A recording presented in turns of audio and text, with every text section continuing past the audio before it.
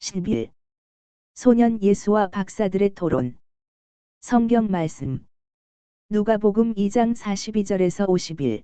예수께서 12살 되었을 때에 그들이 이 절기의 관례를 따라 올라갔다가 그 날들을 마치고 돌아갈 때에 아이 예수는 예루살렘에 머무셨더라. 그 부모는 이를 알지 못하고 동행 중에 있는 줄로 생각하고 하룻길을 간 후 친족과 아는 자 중에서 찾되 만나지 못함에 찾으면서 예루살렘에 돌아갔더니 사흘 후에 성전에서 만난즉 그가 선생들 중에 앉으사 그들에게 듣기도 하시며 묻기도 하시니 듣는 자가 다 그 지혜와 대답을 놀랍게 여기더라. 그의 부모가 보고 놀라며 그의 어머니는 이르되 아이야 어찌하여 우리에게 이렇게 하였느냐. 보라 내 아버지와 내가 근심하여 너를 찾았노라. 예수께서 이르시되 어찌하여 나를 찾으셨나이까. 내가 내 아버지 집에 있어야 될 줄을 알지 못하셨나이까 하시니 그 부모가 그가 하신 말씀을 깨닫지 못하더라. 예수께서 함께 내려가사 나사렛에 이르러 순종하여 받드시더라. 그 어머니는 이 모든 말을 마음에 두니라.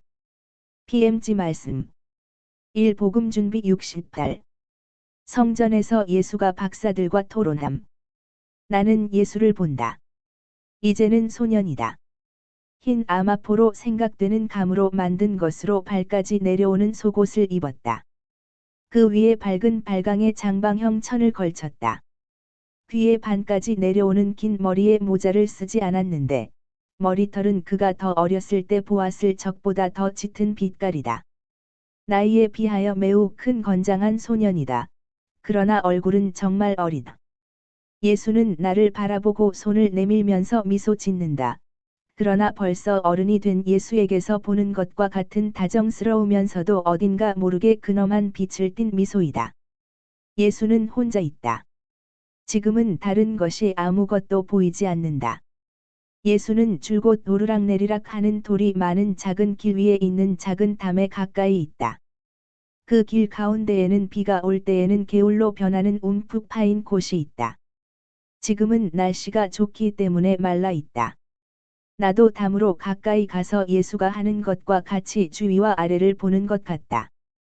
나는 줄이 고르게 서 있지 않은 일단의 집을 본다. 높은 집, 낮은 집이 있고 향이 각각 다르게 앉아 있다.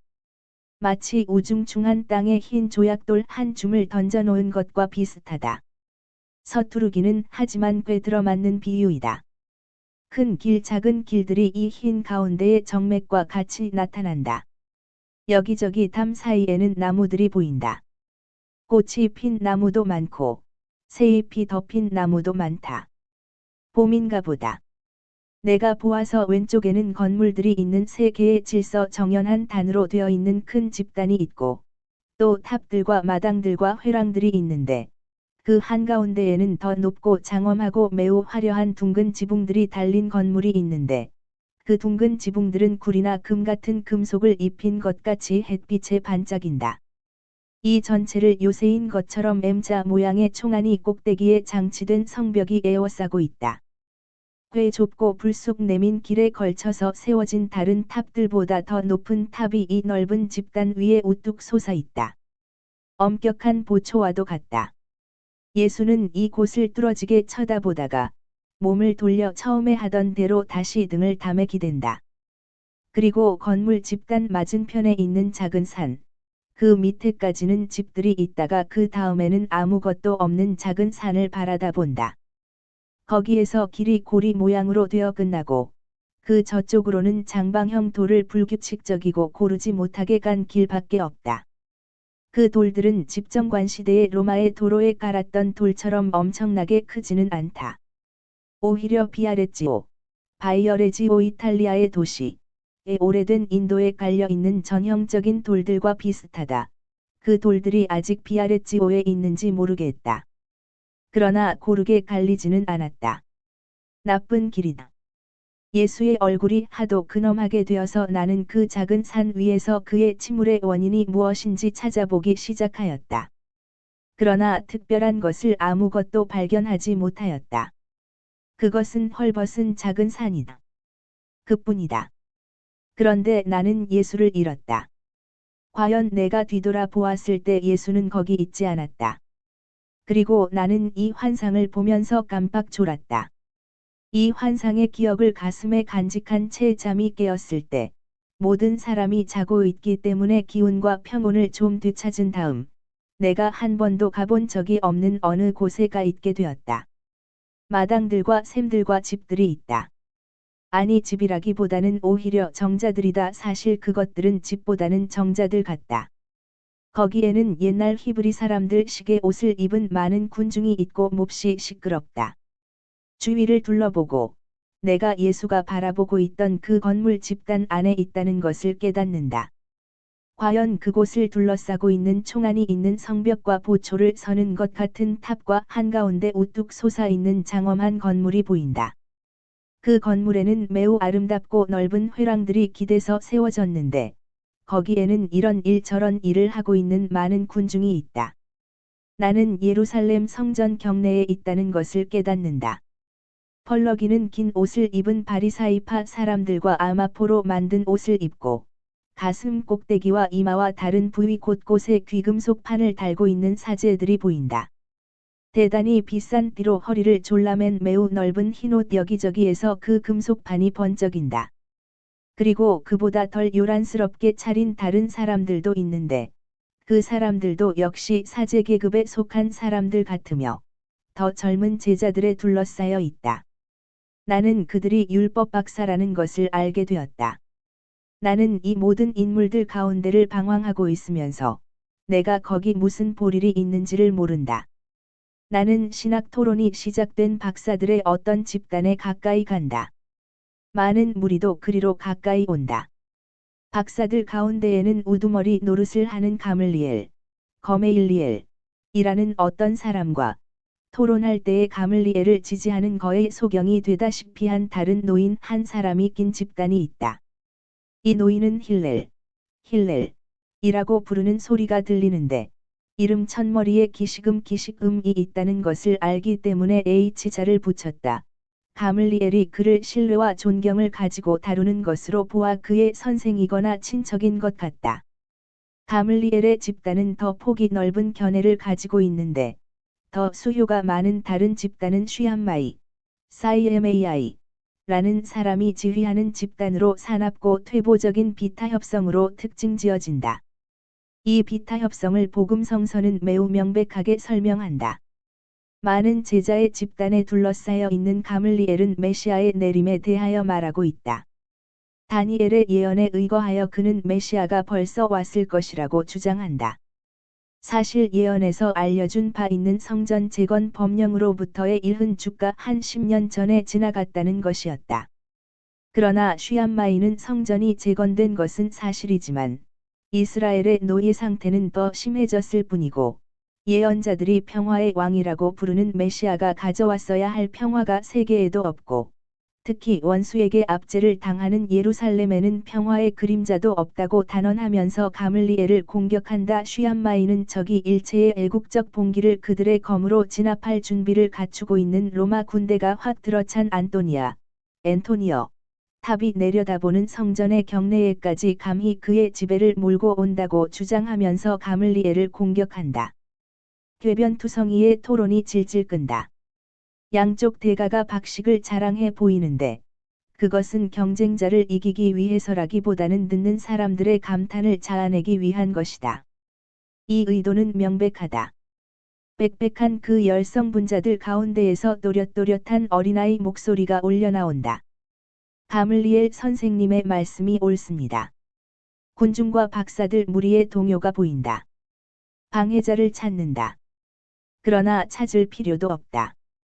방해자는 숨지 않고 스스로 나타나 선생들 집단 쪽으로 가까이 간다. 나는 소년 예수를 알아본다. 예수는 총명한 눈을 반짝이며 자신만만하고 솔직하다. 너는 누구냐? 하고 사람들이 묻는다. 율법이 명하는 것을 행하려고 온 이스라엘의 아들입니다. 과감하고 자신 있는 대답으로 인하여 예수는 호감을 얻고 찬성과 호의를 나타내는 미소를 받게 된다. 사람들은 이스라엘 소년에게 흥미를 느낀다. 이름이 무엇이냐? 나자렛의 예수입니다. 쉬암마이의 집단에서는 호의가 줄어든다. 그러나 가물리엘은 더 친절하게 힐렐과 동시에 대화를 계속한다. 아니 그보다도 가물리엘이 노인에게 저 아이에게 뭘 좀 물어보십시오 하고 공손하게 말한다. 내 확신의 근거는 무엇이냐? 하고 힐렐이 묻는다. 나는 길이를 줄이고 더 분명하게 하기 위하여 대답 첫머리에 이름을 써놓겠다.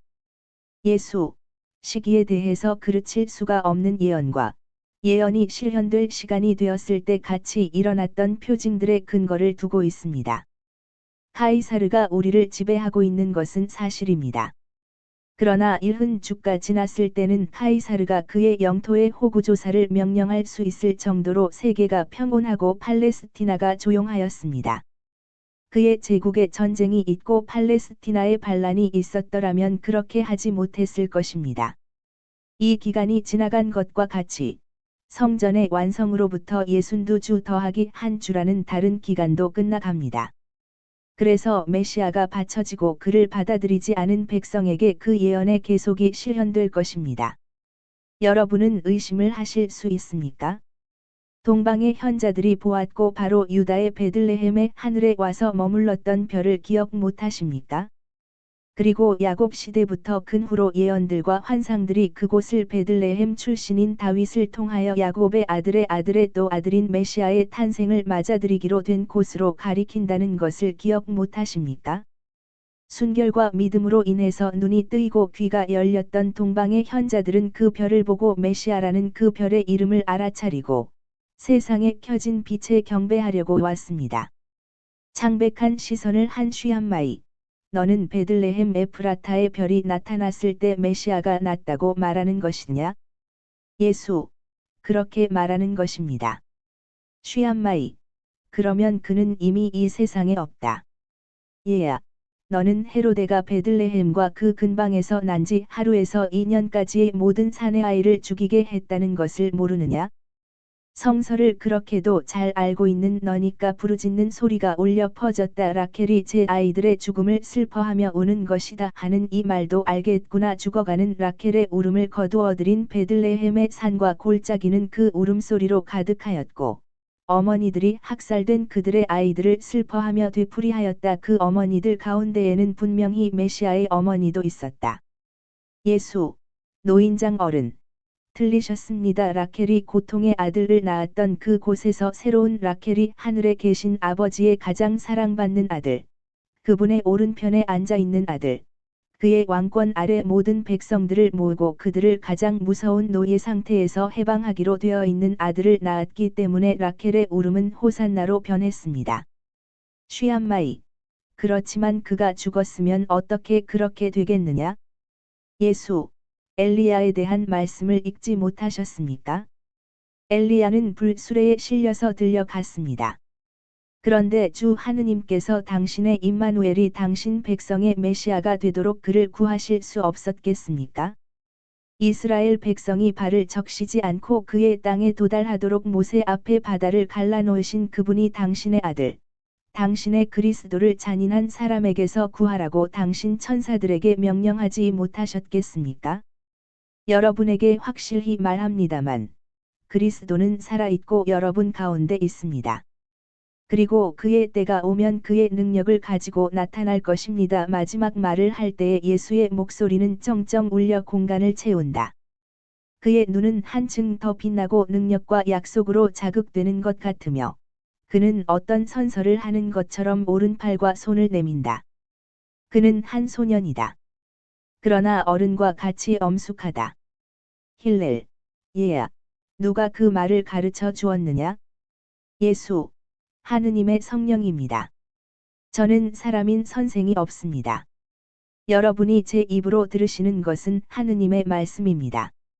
힐렐, 얘야, 너를 자세히 보게 우리 가운데로 오너라. 내 믿음의 저판이 내 바람이 다시 살아나고 내 영혼이 내 영혼의 태양으로 빛난다. 그러면서 예수를 가물리엘과 힐렐 사이에 있는 높은 의자에 앉히고 그더러 읽고 해석하라고 두루마리들을 갖다 준다. 이것은 규정에 따른 시험이다.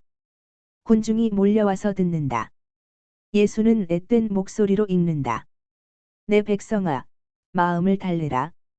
예루살렘의 노예 생활이 끝났으니 그의 마음에 말하고 그를 위로하여라. 광야에서 외치는 어떤 사람의 목소리가 있다. 주의 길을 닦아라. 그러면 주의 영광이 나타날 것이다. 쉬암마이, 나자렛 아이야, 보아라. 여기서는 노예 상태가 끝났다고 말한다. 그런데 우리는 지금같이 노예 생활을 한 적이 일찍이 없었다. 여기에서 선구자 이야기가 나오는데, 선구자가 어디 있느냐? 너는 허튼 소리를 하는 것이다. 예수, 분명히 말씀드리지만 선구자가 권고하는 것은 다른 사람들보다도 선생님입니다. 선생님과 선생님 비슷한 분들에게 말입니다. 그렇지 않으면 선생님은 주의 영광을 못 보실 것이고, 하느님의 말씀을 알아듣지 못할 것입니다. 옹졸함과 오만과 허위가 선생님을 보고 듣지 못하게 방해하겠기 때문입니다.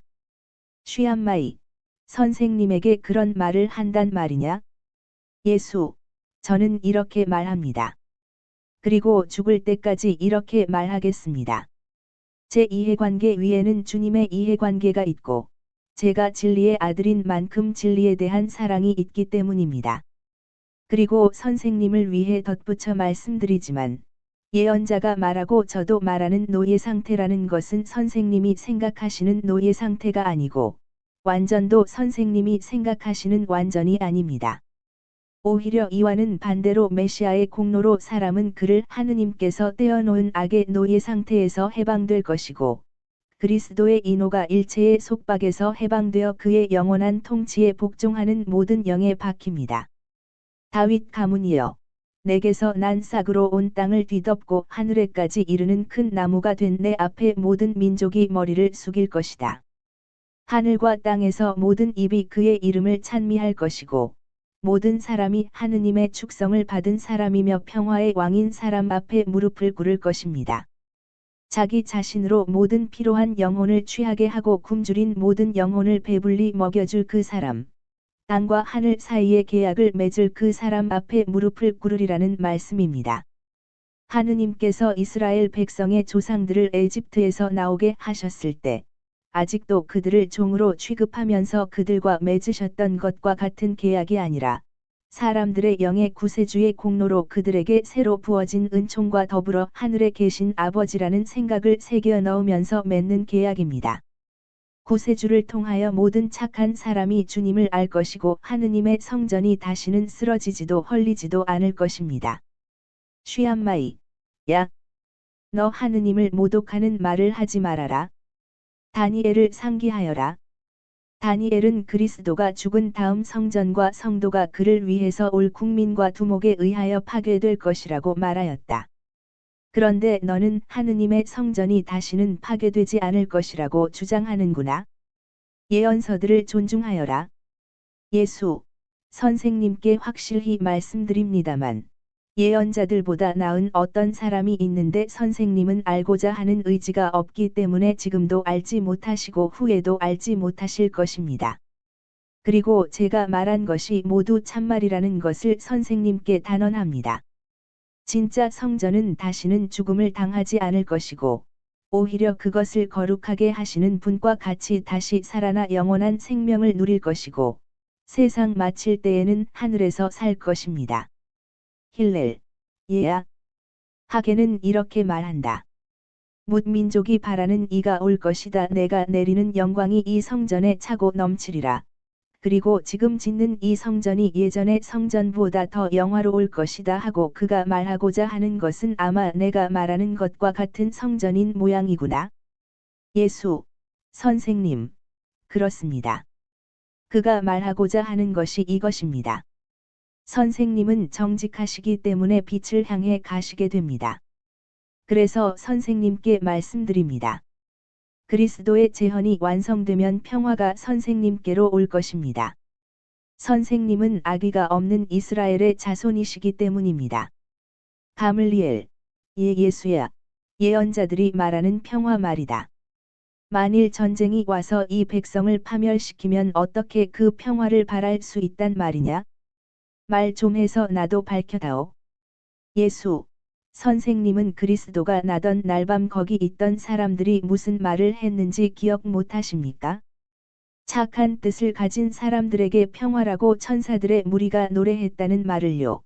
그러나 이 백성의 뜻은 착하지 않습니다. 그래서 이 백성은 평화를 얻지 못할 것입니다. 이 백성은 인간적인 권력을 지닌 왕을 기다리고 있는데, 그는 정신의 왕이기 때문에 의인이요.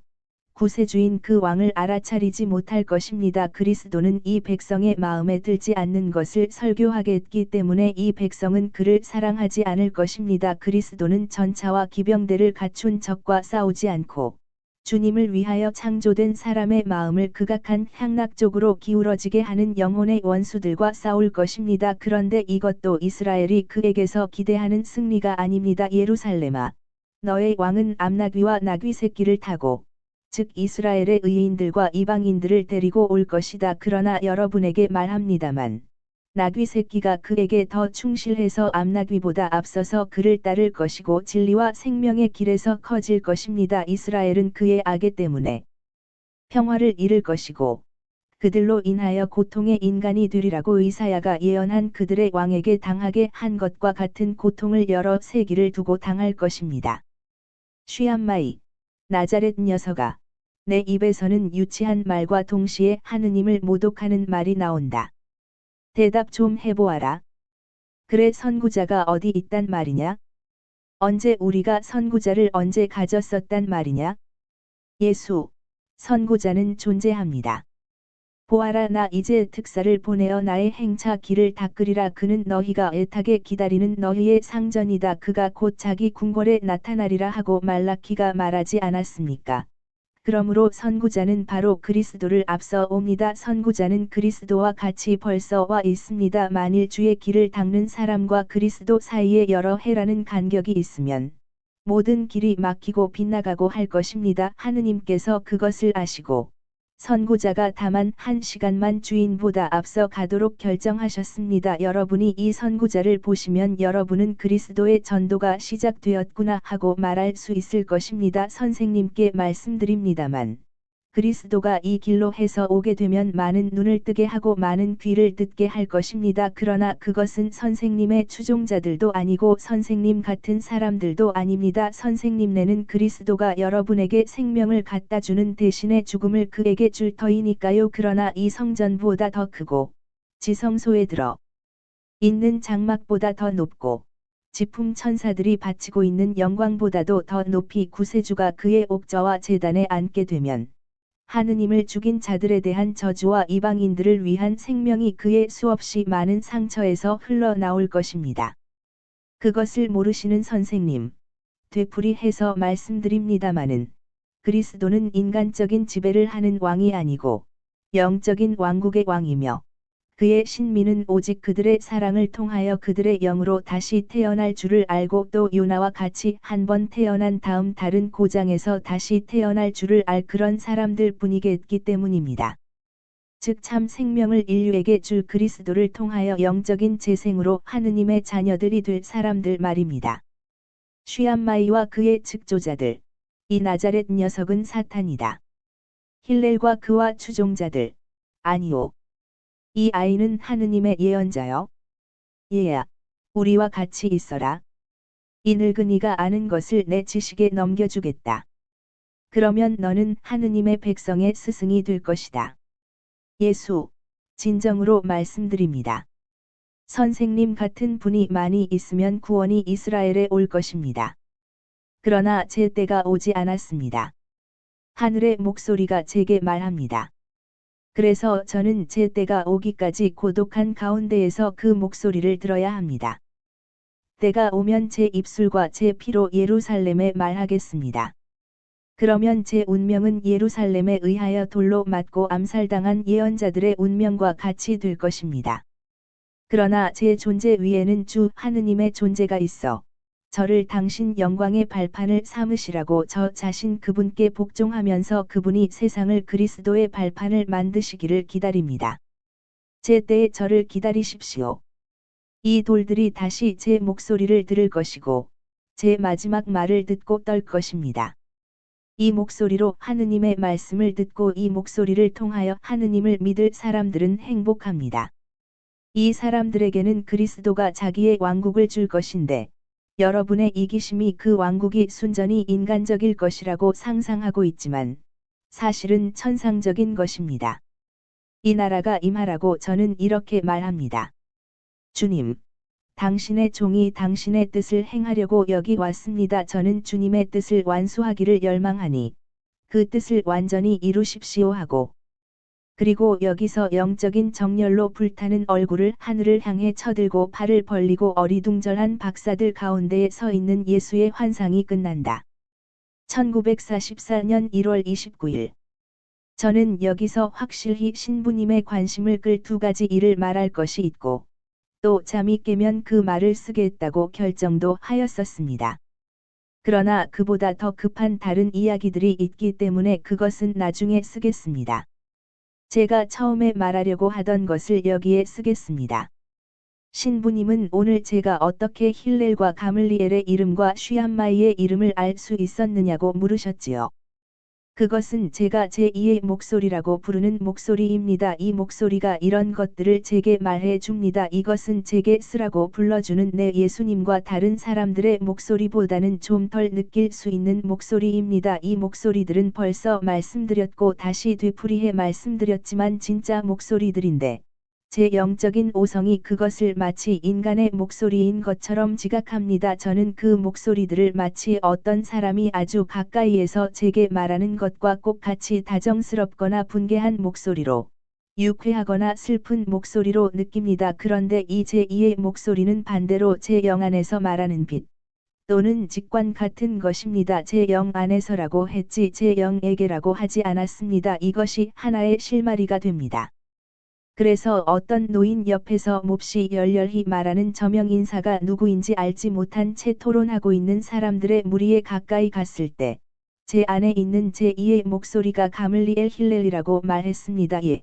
먼저 가물리엘의 이름을 말하고 다음에 힐렐의 이름을 말했습니다. 의심의 여지가 없습니다. 이 인물들이 어떤 사람들인가 하고 생각해 보고 있는데 그 내적 지도교사가 마침 가물리엘이 그의 이름을 부르는 그 순간에 기분 나쁜 제3의 인물을 제게 가리켰습니다. 이렇게 해서 바리사이파 사람같이 보이는 그 사람이 누구인지를 알 수 있었습니다. 오늘 이 내적 지도교사는 제가 예수님 돌아가신 후에 세계를 보고 있었다고 알려줍니다. 환상을 볼 때에는 이런 일이 매우 자주 있습니다. 이 내적 지도교사가 저 혼자서는 파악하지 못할 터인데 그것을 이해하는 것이 필요한 어떤 세부 사항들을 깨닫게 해줍니다. 설명을 잘 드렸는지 모르겠습니다. 그러나 예수님이 제게 말씀하기 시작하시기 때문에 이 문제는 이쯤으로 끝내겠습니다.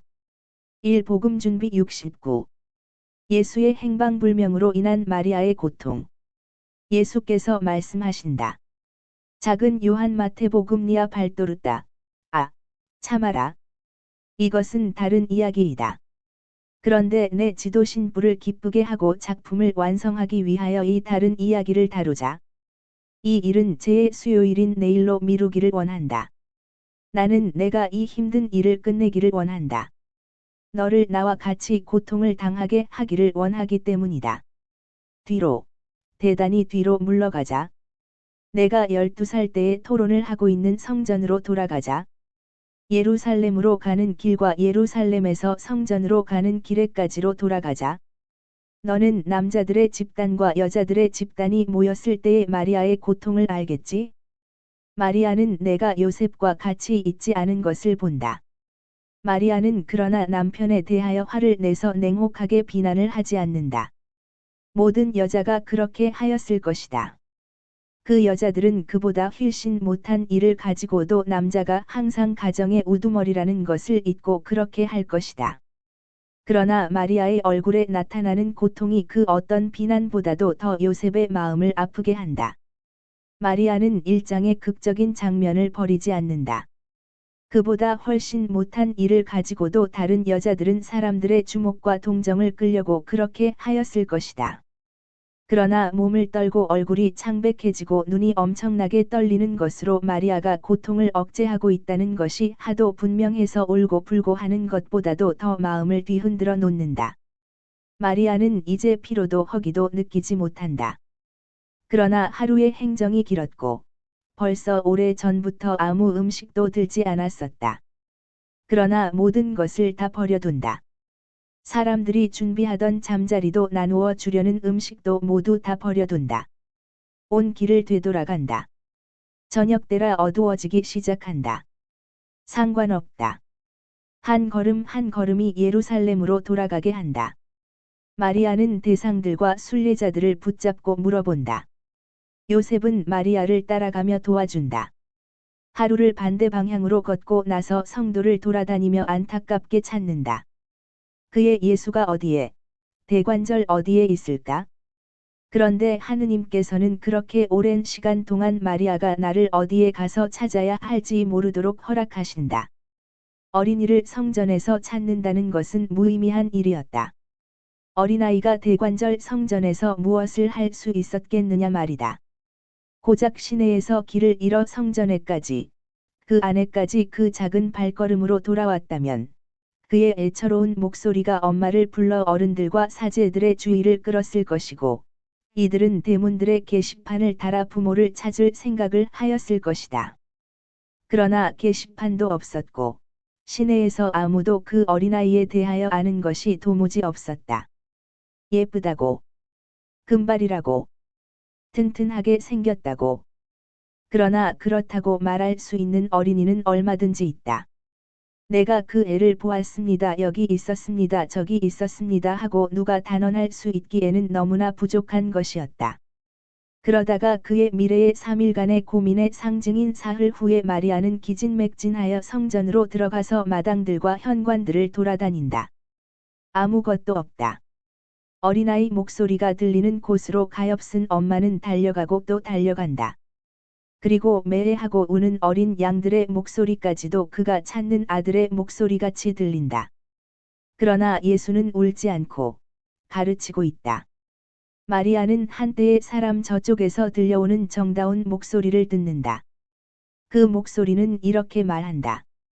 이 돌들이 떨릴 것입니다 하고 마리아는 군중 사이로 길을 내려고 애를 써서 마침내 그렇게 하는데 성공한다. 박사들 가운데 똑바로 서서 팔을 벌리고 있는 아들이 저기 있다. 마리아는 신중한 동정녀이다. 그러나 이번에는 고통으로 인하여 그의 조심성을 떨쳐버렸다. 그것은 어떤 장애물도 무너뜨리는 터진 둑과 같다. 마리아는 아들 쪽으로 달려가 의자에서 들어올려 바닥에 내려놓으면서 껴앉는다. 그러면서 외친다. 아이고, 왜 우리에게 이런 짓을 했느냐. 사흘 전부터 우리는 너를 찾아 헤매고 있다 얘야. 엄마는 걱정으로 죽을 뻔했다. 아버지는 기진맥진하셨다. 예수야. 왜 이랬느냐? 알고 있는 사람에게는 왜라고 묻지 말아야 한다. 왜 그런 행동 방식을 취했는지를 말이다. 부름을 받은 사람들에게는 왜 모든 것을 버리고 하느님의 목소리를 따르느냐고 묻지 말 것이다. 나는 지혜였으므로 알고 있었다. 나는 어떤 사명의 부름을 받았었고 그 사명을 다하고 있었다. 세상의 아버지 어머니 위에 하느님, 아버지 하느님이 계시다. 그분의 이익이 우리 이익을 앞지르고 그분의 애정이 다른 모든 애정보다 앞선다. 나는 내 어머니에게 그 말을 하였다. 나는 박사들의 모후인 마리아를 가르침으로 박사들에 대한 가르침을 끝마쳤다. 그리고 마리아는 그 가르침을 절대로 잊지 않았다. 겸손하게 순종하는 내 손을 잡을 때에 한 줄기 햇빛이 그의 마음에 돌아왔다. 그러나 내 말은 그의 가슴에 남아 있었다. 내가 아직 세상에 있을 21년 동안 해가 쨍쨍 내리쬐는 많은 날과 구름 낀 많은 날이 하늘 아래서 흘러갈 것이다. 이 뒤에 올 나머지 21년 동안에 그의 마음에는 많은 기쁨과 많은 근심과 눈물이 번갈아 지나갈 것이다. 그러나 마리아가 다시는 얘야, 왜 우리에게 그렇게 했느냐? 하고 묻지 않을 것이다. 너희 거만한 인간들아, 이 교훈을 배워라. 나는 내가 보는 환상인 내게 대해서 가르쳐주고 설명해 주기를 원하였다. 그것은 내가 그 이상의 일을 할 수 있는 상태에 있지 못하기 때문이다.